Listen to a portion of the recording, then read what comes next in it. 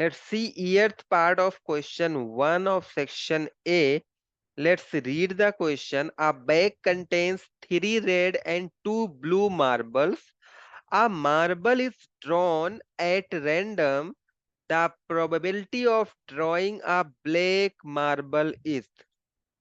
सो हमें यहाँ पर प्रोबेबिलिटी फाइंड आउट करनी है ब्लैक मार्बल की।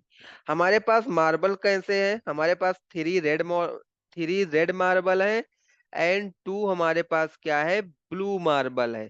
To blue marble and three red marbles है। हमें प्रोबेबिलिटी ब्लैक मार्बल की फाइंड आउट करनी है, राइट। आप विद इन अ सेकेंड आप इसका आंसर कर सकते हैं। जब हमारे पास जो मार्बल्स हैं उसमें ब्लैक मार्बल है ही नहीं तो उसकी प्रोबेबिलिटी क्या होगी, जीरो होगी।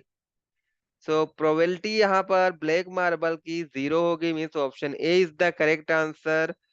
आई होप सभी को समझ में आया होगा। If still if you have any query you can contact us